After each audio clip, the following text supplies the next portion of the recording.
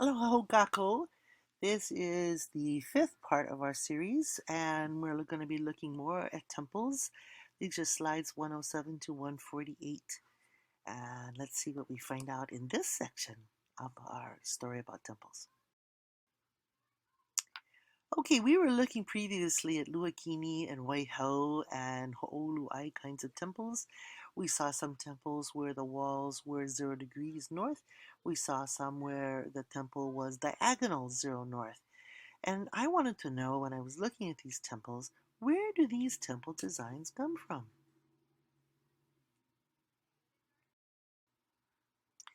So here's a little overview of our Hawaiian timeline. We know that by 0 AD, Hawaiians are in Hawaii. In fact, according to some of our genealogies, we're here as early as 600 BC if you count 20 years rather per generation. But 0 is pretty much agreed upon. So we're sailing back and forth all over the Pacific. And over time, we developed an alliance with Raiatea. In fact, we come out of Raiatea. So in 1350, around 1350, it was kind of interesting that we have a religious pan-Polynesian alliance centered in Raiatea, and it ends around this time, as does long-distance voyaging. At least that's what it seems like to us. And then around 1450 AD, Hawaiian chiefs begin to unify the archipelago. They tried to unify the archipelago under one chiefly rule. And here we have comparison of god names in Hawaii Nui Akea or Polynesia. Now you've seen this comparison before. We went through it when we looked at the overview of gods. But I just want to show you that we're comparing Hawaii, that is the Hawaii we know today, where we live, with Aotearoa or New Zealand, and Tahiti, which includes Raiatea, and Rapa Nui, also known as Easter Island, and Hivaoa, which is an island in the Marquesas. And you can see that there are similar words that are used all the way through these islands. So po means night, and it's po everywhere. Haumea, haumia, haumea, hamea, everywhere except in Hivaoa. Papa, Papa Hanamoku, Papa Tuanuku, Papa Raharaha. These are similar Papa kinds of names for Earth Mother. The daughter of Kane, the fire goddess, Peleho Nuamea, Parafe Nuamea, Perife Nuamea, very similar kinds of names. Of course, we see with Hina, the goddess of the moon, similar all the way across all of these islands, as is Ao for day. Now, Kanaloa is a little different. And I'm showing you this chart again because I want you to remember these different names for the exam. So let's look what the differences are. In Hawaii, we say Kanaloa. In Aotearoa, they say Tangaroa. Can I hear Kanaloa? Can you hear Tangaroa, please? Now remember, in Tahiti, they drop the NG sound. They say Ta'aroa. Yeah, can I hear Ta'aroa? But in Rapa Nui, they keep the NG sound, and there they say Tangaroa. However, in Hivaoa, they often drop the L's. They don't say aloha, for instance. They say ka'oha. And they don't say Kanaloa, they say Tanaoa. Sometimes they drop the N too. So we say, instead of Ta'aroa, they will say Ta'aoa. Now, remember in the Raiatea story, Kanaloa is the father of Wakea or Atea. In Hawaii, we know him as Wakea Orion. In Aotearoa, New Zealand, they call him Rangiatea, the sky of Atea. In Tahiti, they call him Atea. In Rapa Nui, they call him Atea. In Hivaoa, they call him Atea. Now, the Maui clan is always Maui. And Kane turns to Tane simply because of the K and T difference. Ku and Tu are similar. And then we have Lono. Lono is a little different. Lono in Hawaii, in Aotearoa, called Rongo. Can you say Rongo? Of course, we drop the NG in Tahiti, so it's Ro'o. Rapa Nui is Rongo. They drop the L in Hivaoa, so their Lono is Ono. Okay, so these are different god names that are very, very similar across all these areas. Yeah, they're very similar. So the question I ask, if Ea is a sign of the Akua in the Heiau in Hawaii, was it the same in Hawaiki Raiatea or in Tahiti? And what were these Heiau or Marae used for down there in Hawaiki Raiatea and in Tahiti? So let's return to Raiatea, land of Atua and ancestral temples. And I'd like you to notice we have an arrow showing us where Tapu Tapu Atea temple is right in the middle. This is the place where Ta'aroa made the land of Hawaii, today called Raiatea, and we're going to the marae of Tapu Tapu Atea. This is the land of Ta'aroa, the He, who's the father of Atea, and both of whom are lovers of Haumea, the Hawaiian Earth Mother. Okay, here's our map of the area of Raiatea where the temple is. So this is called Opoa, and these are the various names of places. There's Tepo, the only place called Tepo in all of Polynesia. It means the night, or the source, or the mother. There's Te Tapu, the mountain. In Hawaiian, Te Tapu means the sacred sovereignty. I'm not sure what it means in Tahitian. And then we see this small temple on the river. Notice the river is called Haumo'o, as in Haumea the Mo'o. And this is temple number 17, which is called Marae Va'earai. In Hawaiian, Va is a space, Ea, of course you know, is sovereignty, Ra'i is, in Hawaiian, the sky. So this could be the heavenly space for sovereignty. It's a very, very sacred temple, and most outsiders never get to see it. So we know the Atua live at Tapu Tapu Atea at Tepo, made by Ta'aroa. And in fact, this temple, Tapu Tapu Atea, has one wall that is 0 degrees north. Huh, kind of like the other temples we've seen. And this is the center of Hauatea Religious and Political Alliance. Here's a aerial view of Tepo. Notice the rings of water, fresh water in the reef, where the water is gushing out of the land and where coral cannot grow. So this is called by my friend Martine Retinasamy, who's Tahitian and who made these slides. This is called Hawaii Raiatea Tapu Tapu Atea. Here's a photograph by Kauhane Lee of Tapu Tapu Atea. I think it was quite well done.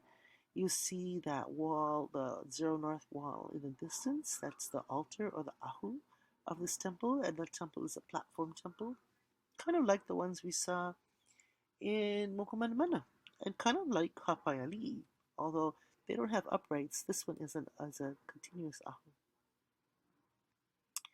So here's Tapu Tapu Atea facing northeast with Huahine Island in the distance, with the corner near the ki'i that we see upright there aligned with summer solstice.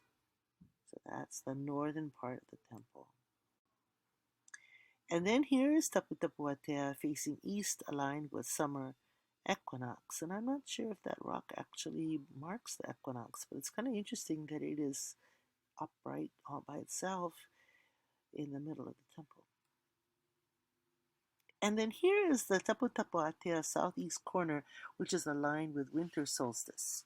So there's a tree there now kind of blocking the view, and although it provides really nice shade. But I think that temple was built in order to mark those designations. It's facing east, yeah.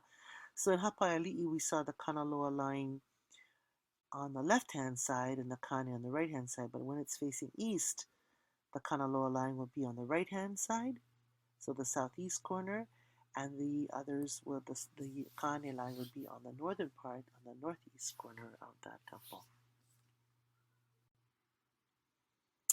And then outside Tapu Tapu Atea, this is of the wall facing east with a 0 degree north designation, and it's part of the rectangular ahu. So you can see a portion that looks like a big wall. It's actually a very big rectangle. Those big stones that are standing up against the little stones, making the north wall, is these are made out of coral slabs that were cut out of the ocean and brought to onto land to make this temple. Now here's a stone ki'i kind of close to that ahu and on top of the puatea. Interesting design, but I don't think it was cut by man. I think it was just a stone that they found like that. And here are some offerings that are in the inner altar of Taputapuatea. Notice the wooden carvings in the background. Those are unu. And here's some Ra'iatea Ariki Kumalama Taputapuatea. This is actually the Tamatoa family clan that take care of Taputapuatea. And here I am, the Hawaiian professor, standing with them. Now there's a seaside marae north of Taputapuatea that's called Hauviri with a 0-degree north diagonal platform and the Kingstone. What is the Kingstone? Let's have a look. Well, there's Taputapuatea. Okay, and here's Hauviri. So this is Hauviri Marae. It's Makai of Taputapuatea. Notice that large stone in the middle, that's called the Kingstone, because when a new Ariki Nui was going to be proclaimed as king of Ra'iatea, they would put him on the top of the stone, or her on the top of the stone, in order to make ceremonies. And I suspect that this was done at equinox. Let me show you why. Here's how large the stone is.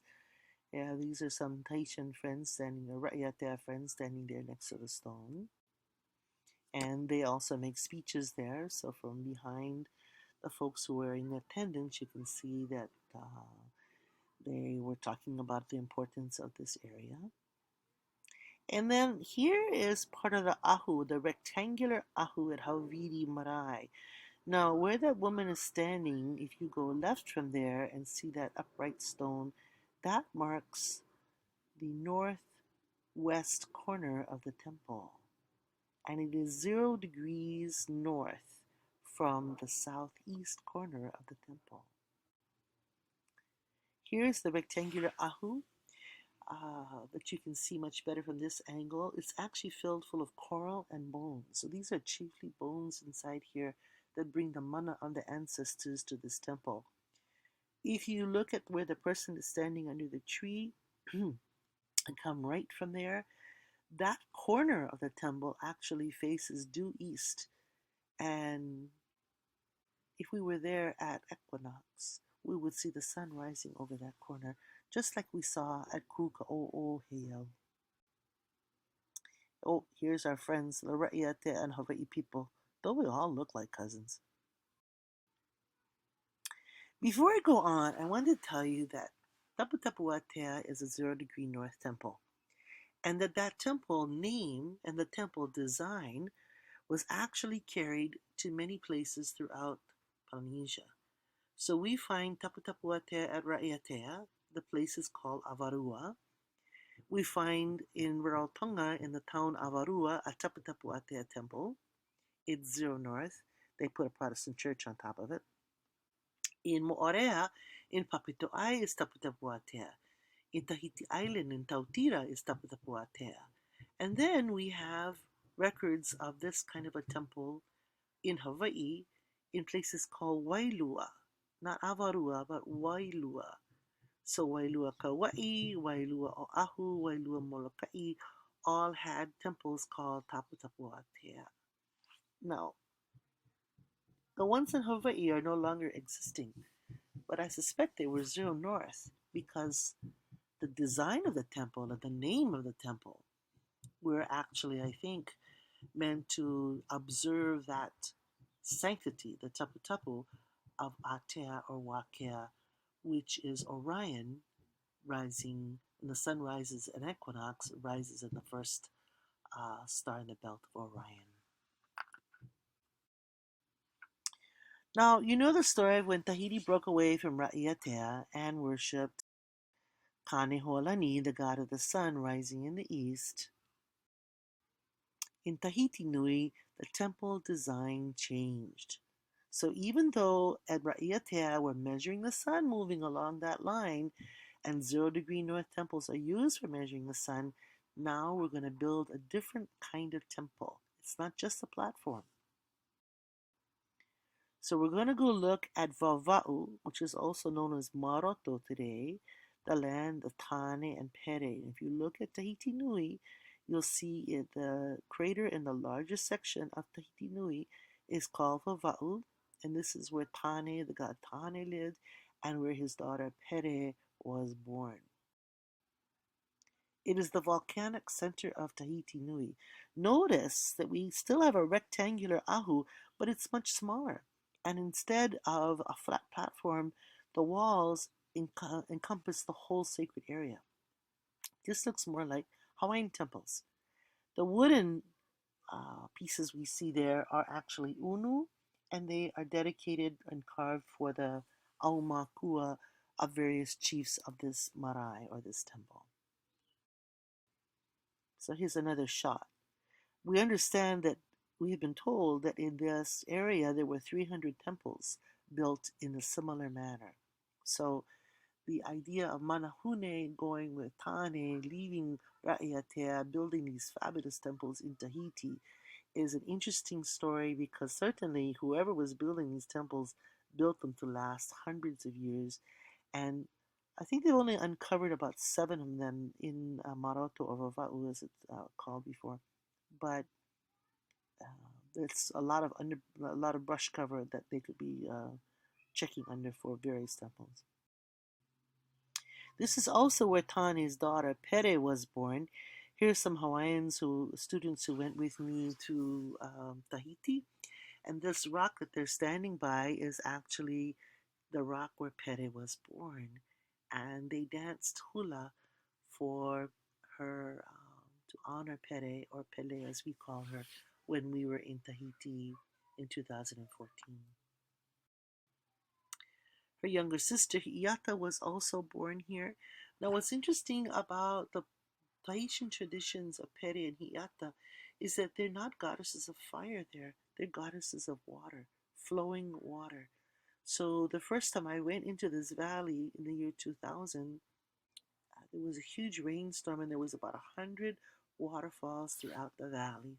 And kind of interesting because in everywhere, in every Hawaiian and Polynesian tradition, Tane is a god of sun, but also a god of water. And so in Tahiti, his daughter Pere is a goddess of flowing water.